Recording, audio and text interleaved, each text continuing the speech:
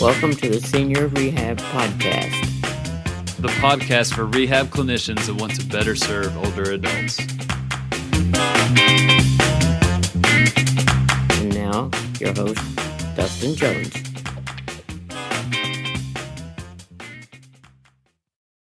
Hello, friends. Thank you for listening to the Senior Rehab Podcast. And yes, you read the title correctly. We are talking about parkour.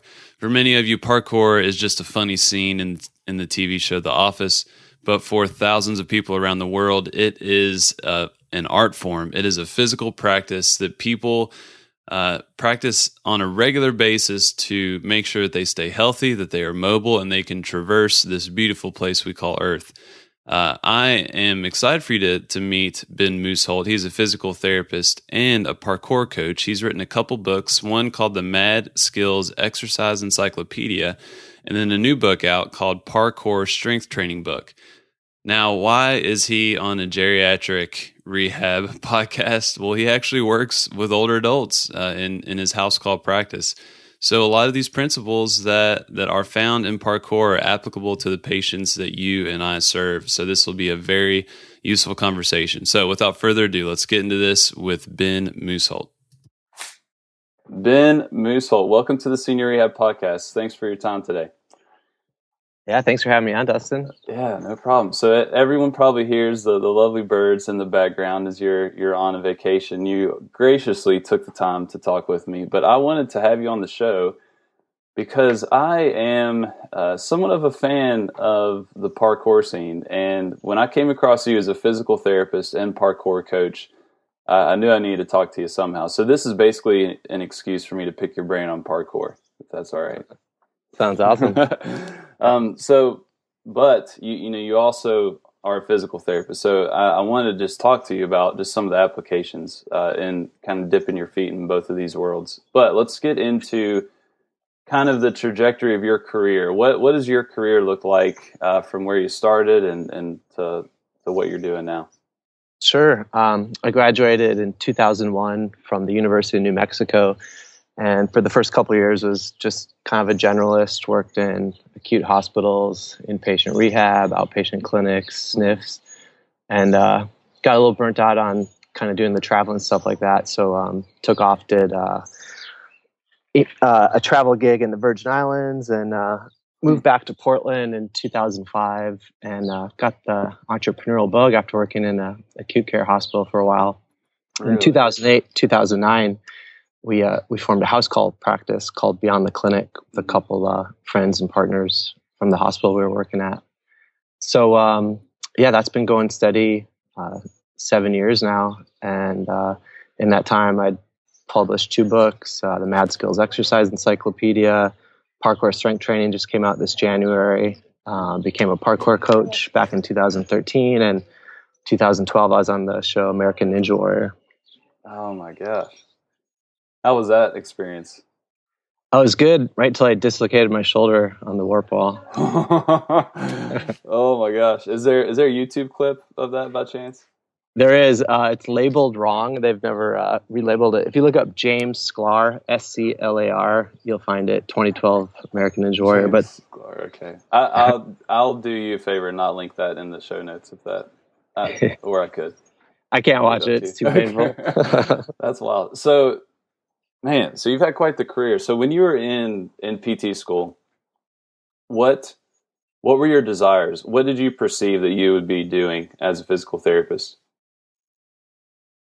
A lot of young therapists and PT students, I went in thinking I would be doing the ortho sports thing. That's how I got into PT myself. As a high school gymnast, I had a number of shoulder surgeries, had a tibial avulsion fracture. And so I did my share of PT in high school and really went into college knowing that's what I wanted to do.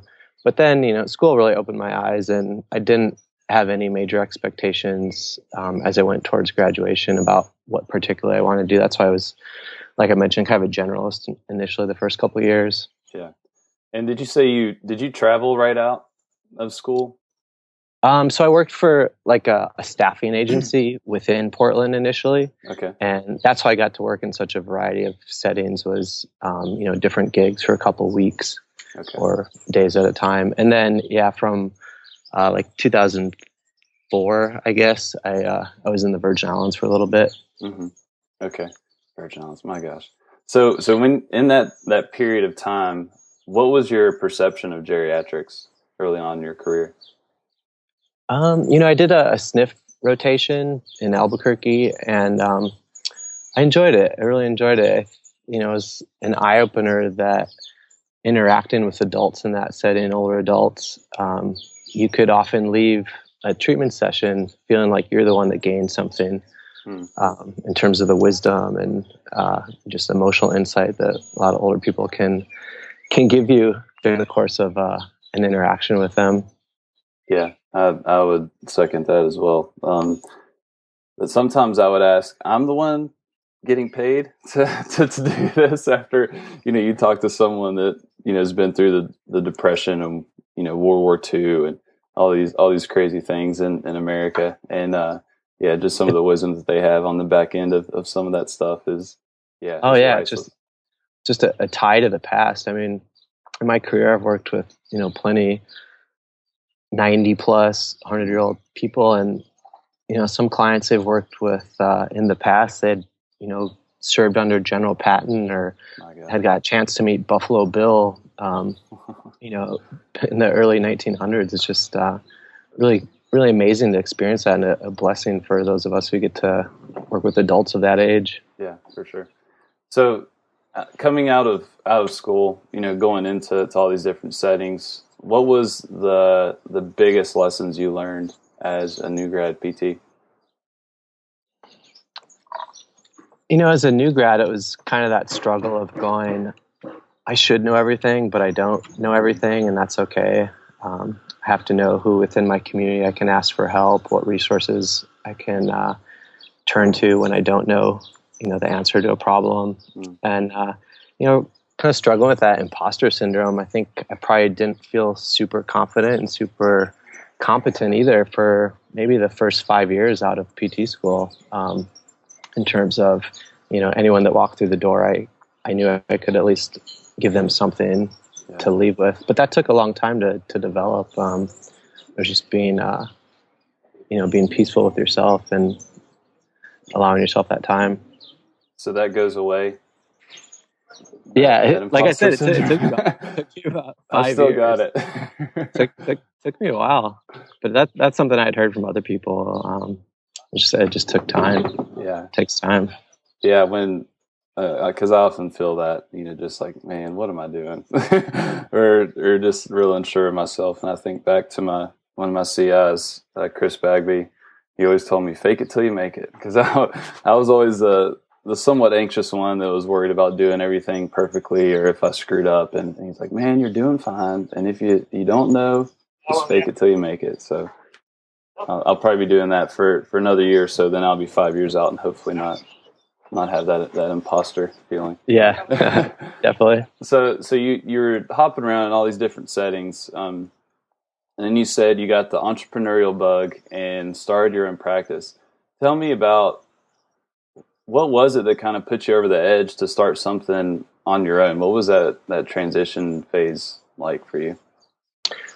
Part of the transition was, having worked for, I guess, 7 years at that point, was just this feeling that things could be done differently, that therapists didn't need to be just totally grinding and seeing the volume of patients we were seeing over the course of a day. So part of that was, I think we thought we had a better way to do it. We wanted to give it a shot for the therapist experience. And then also we, having worked in a variety of settings, had seen that a certain segment of the population was kind of falling through the cracks. The older adult who doesn't qualify for home health, but who would really benefit from being seen at home because they would have whatever number of reasons for it to be difficult for them to get into the clinic.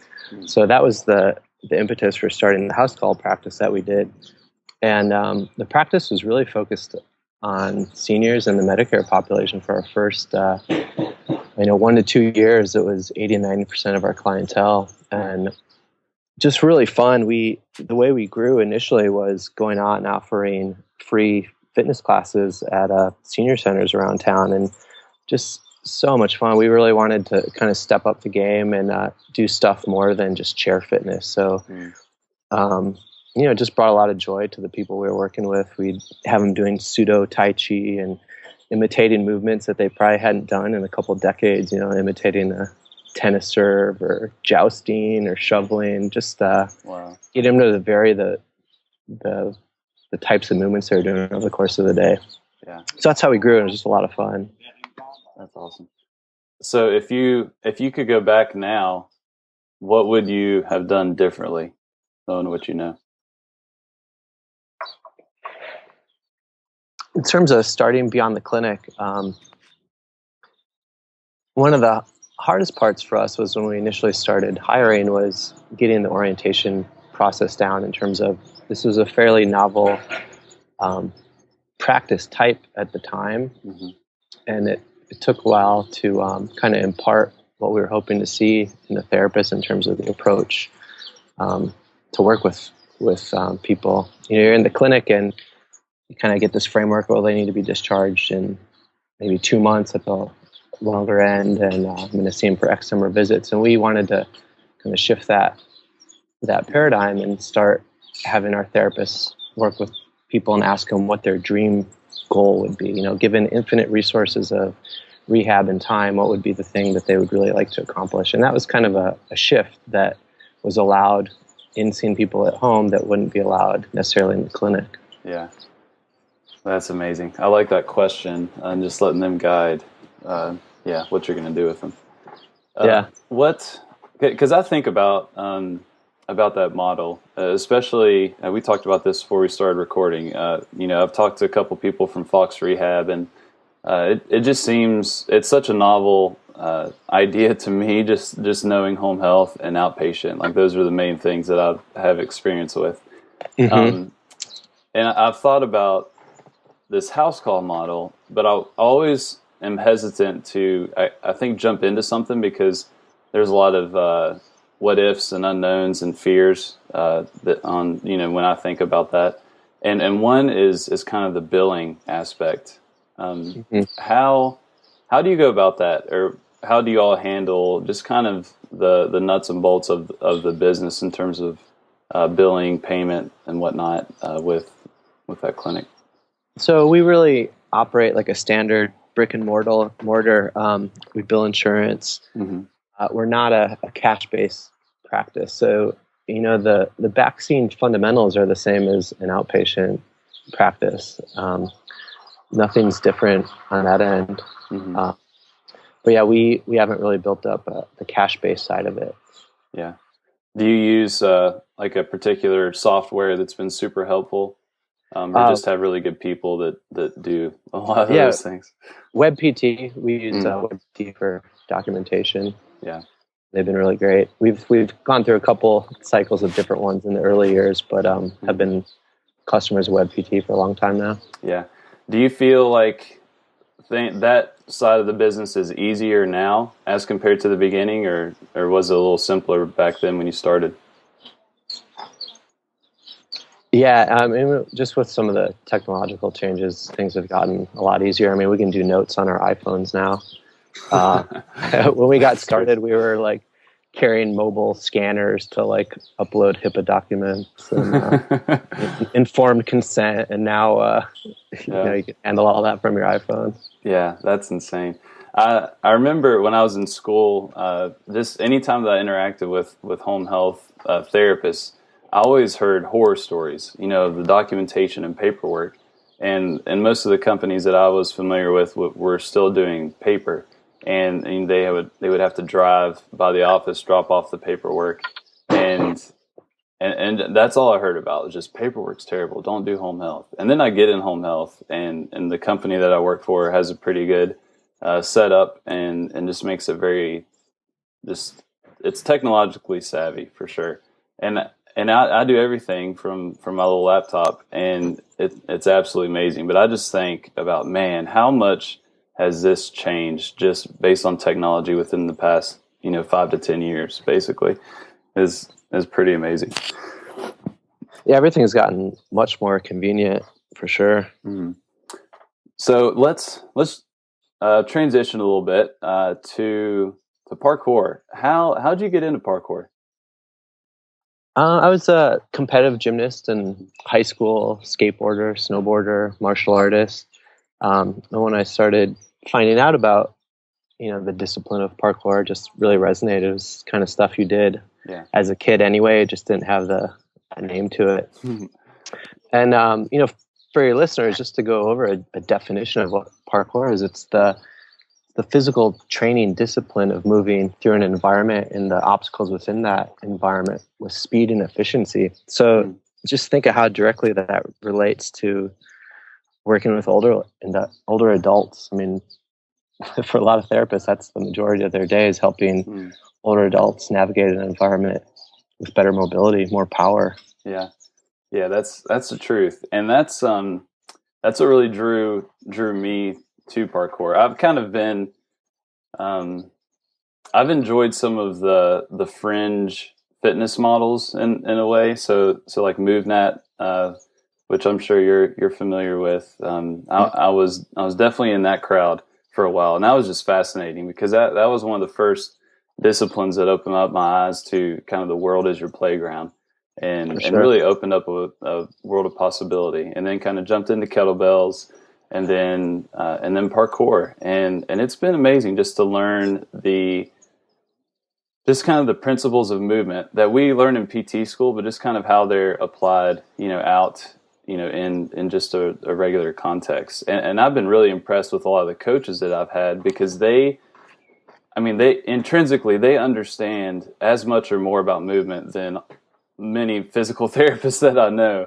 And a lot of them haven't had any formal movement education, but they probably have a better understanding than most PTs. And I've just been really, really impressed with that. So, what you mentioned, or you explained what parkour is. What are some of the kind of big concepts that are applicable for people like you and me in the clinic?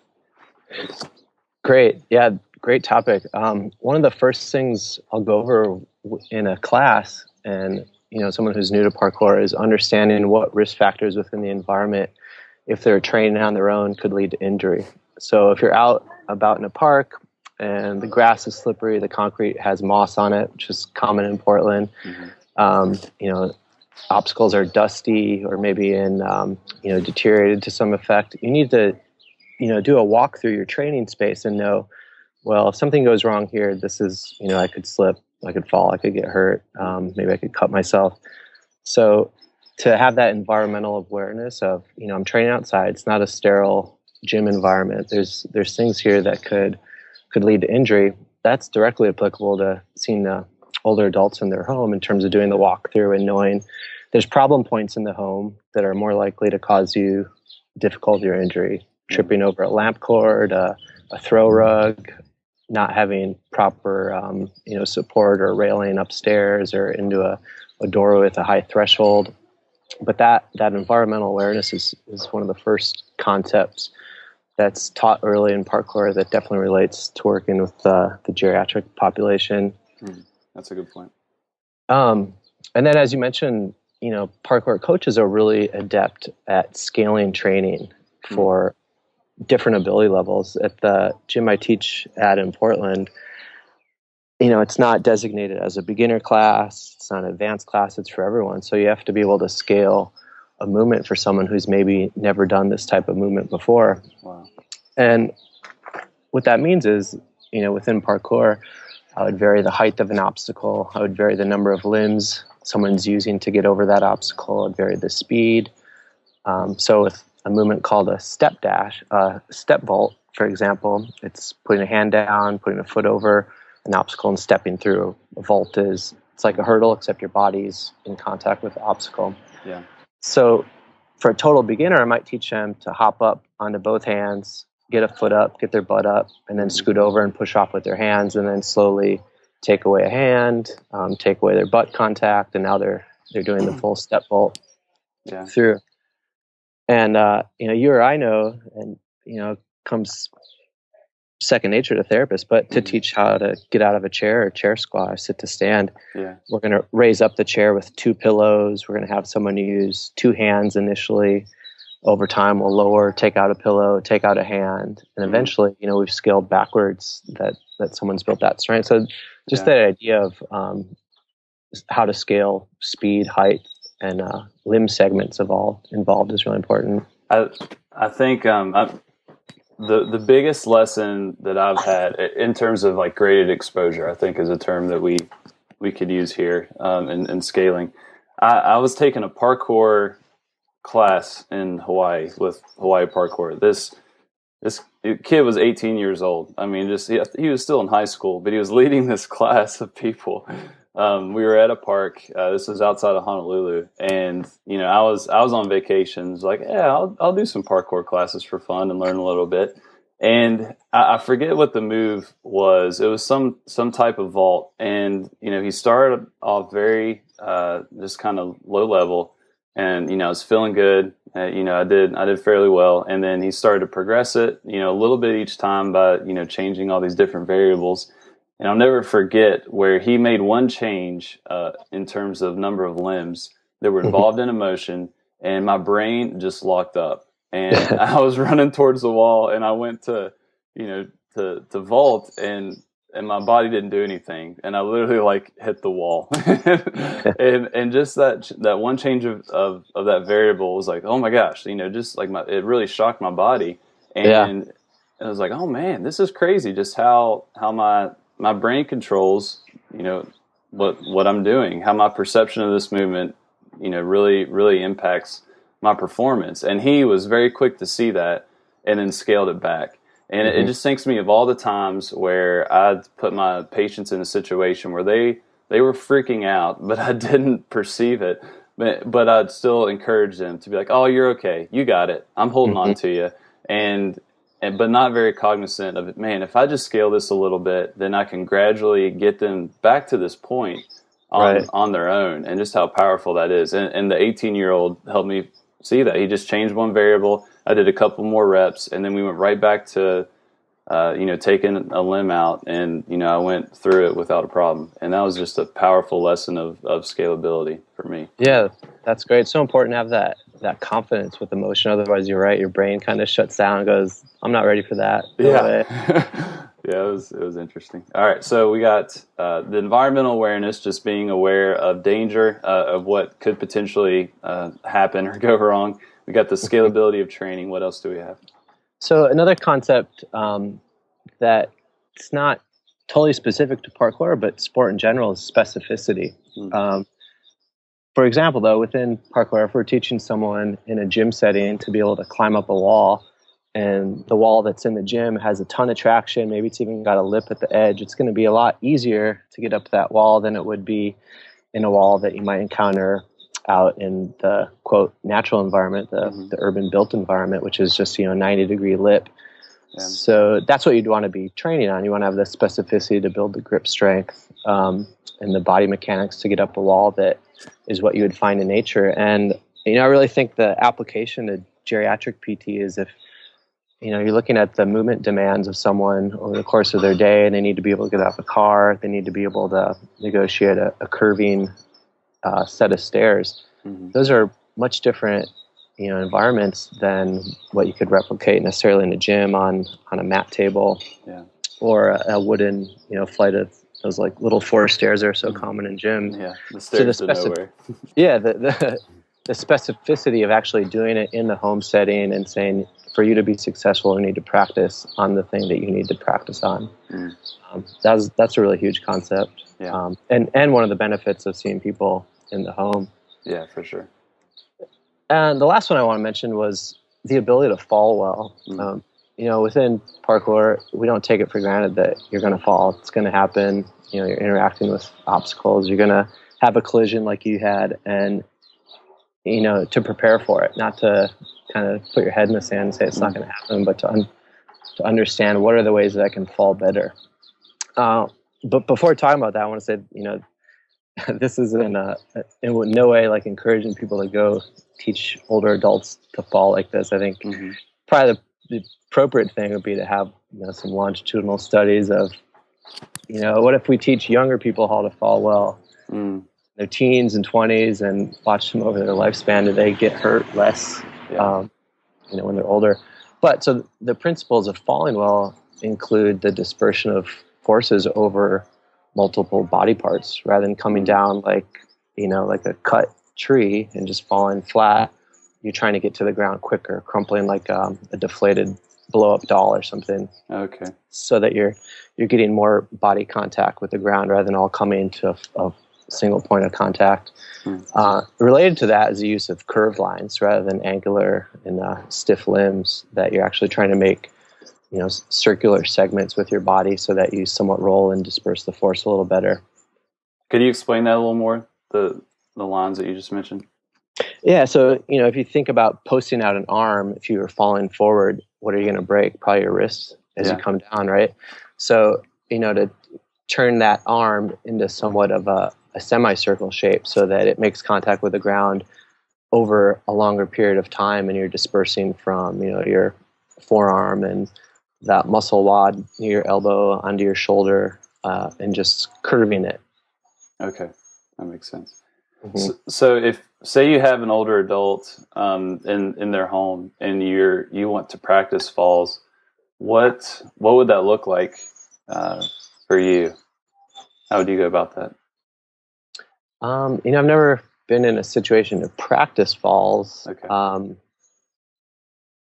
I'll get people on the ground for sure to practice getting up from one. And some of the things I'm talking about with them is not to rush getting up. Yeah. To understand the reason why they fell. Was it, did they pass out or did they trip? Is something broken? They might not want to try and stand up on a broken leg. Yeah. Another concept, I haven't seen in practice, but in theory is from boxing. It's the blow you don't see coming that's the one that knocks you out. So, if you're going to fall, you kind of want to know what you're going towards.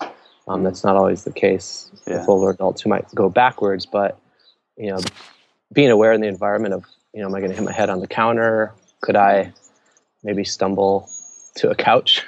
Yeah, that's a good point. I haven't necessarily practiced falls either. I have seen a couple people on the interwebs. One of them being he was in his 90s, and he would go around to senior centers and he'd take his little crash pad and just fall. He would literally jump on this crash pad and show people how he kind of broke his fall. And I saw that video. It's great. Yeah. I think it was like the Star Tribune. I'll put a link in the show notes to this, but it was very, very fascinating. But I have not went and purchased my crash pad to get some of my patients to do that.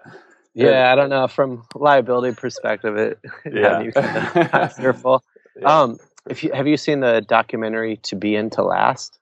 It's like a 15-minute documentary about older adults learning parkour from their 60s, 80s, and 90s. Whoa, hold on a second.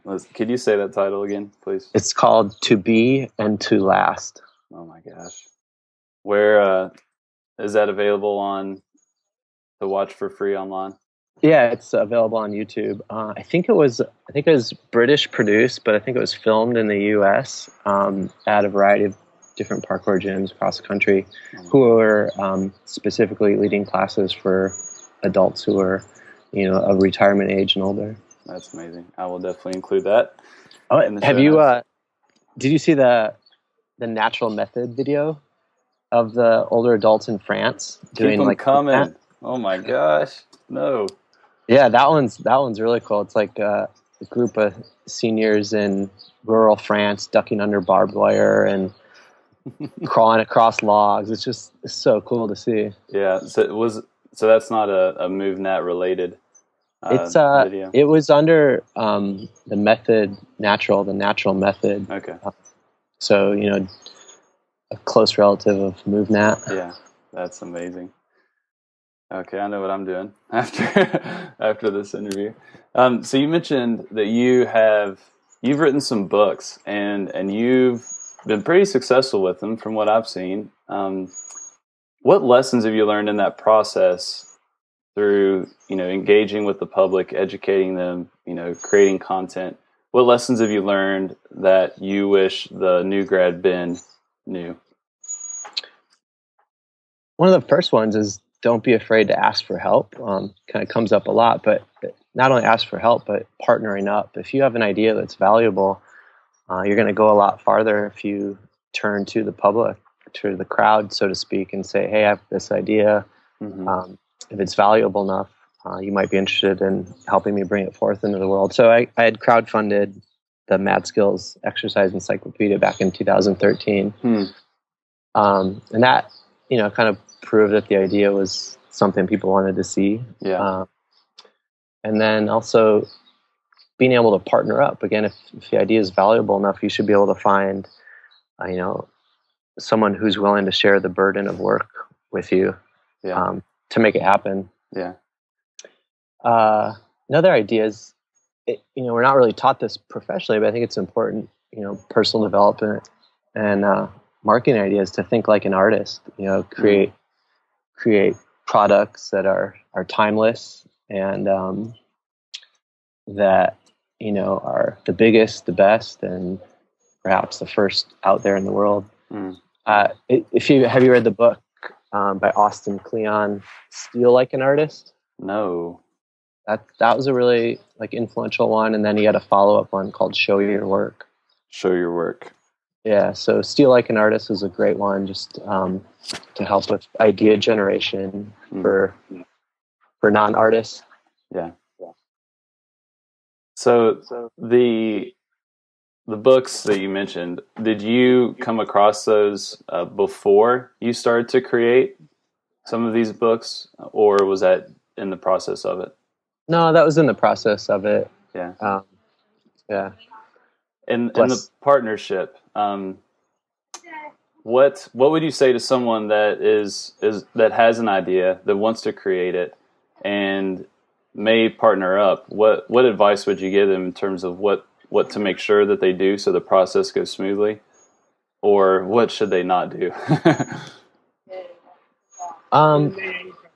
Well, to have success with finding a good partner, I think one important thing is that you have some work out there already for people to see and to know your value, without having anything out there, without having a podcast or blog.